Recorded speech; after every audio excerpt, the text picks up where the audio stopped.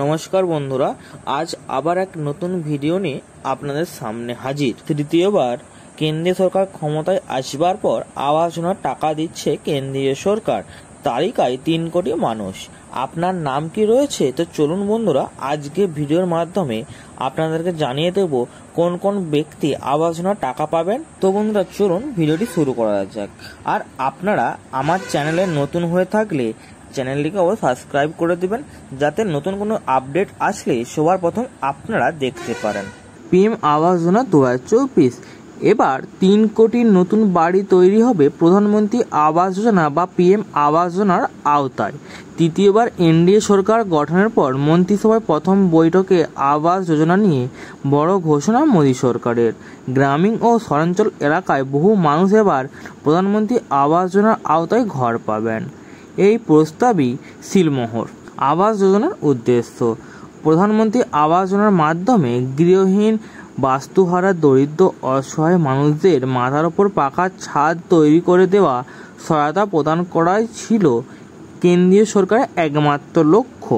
প্রধানমন্ত্রী আবাস যোজনা গ্রামীণ আওতায় গ্রাম্য অঞ্চলগুলিতে এবং আবাস যোজনার আরবান আওতায় শহর এলাকাগুলিতে বাড়ি তৈরি করে দিচ্ছে কেন্দ্রীয় সরকার। এক্ষেত্রে কেন্দ্রের পক্ষ থেকে রাজ্য সরকারগুলিকে তহবিল পাঠানো হয়। রাজ্যের পক্ষ থেকে উপযুক্ত ব্যক্তিদের বেছে নিয়ে তাদের অ্যাকাউন্টে বাড়ি তৈরির টাকা দেওয়া হয়। আবাস যোজনা চালু করার পর থেকে 4.21 কোটি বাড়ি আবাস যোজনার আওতায় তৈরি হয়েছে। আবাস যোজনা পরবর্তী লক্ষ্য: নতুন করে প্রধানমন্ত্রী হিসাবে দায়িত্ব পাওয়ায় প্রধানমন্ত্রী নরেন্দ্র মোদী মন্ত্রিসভার বৈঠকে আরও 3 কোটি বাড়ি তৈরির সংকল্প গ্রহণ করেছেন। শীঘ্রই আবেদনের প্রক্রিয়া শুরু হবে। আবেদনে গৃহীত হলে এবং যোগ্য হলে অবশ্যই সেই ব্যক্তি আবাস যোজনার বাড়ি পাবেন।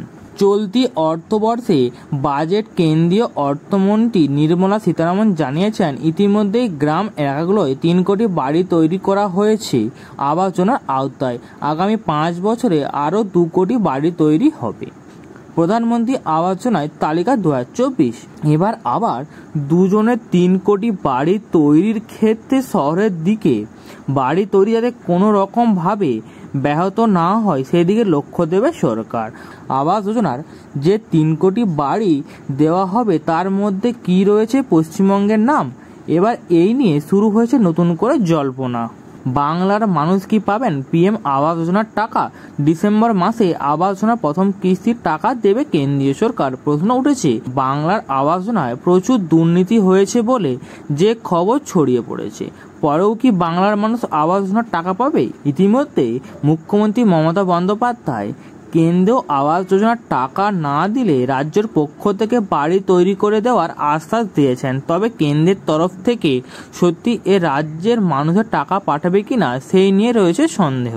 তো বন্ধুরা, এই ছিল আজকের আমার আপডেট। ভিডিওটি ভালো লাগলে চ্যানেলটিকে সাবস্ক্রাইব করে দেবেন এবং ভিডিওটি লাইক করে দেবেন।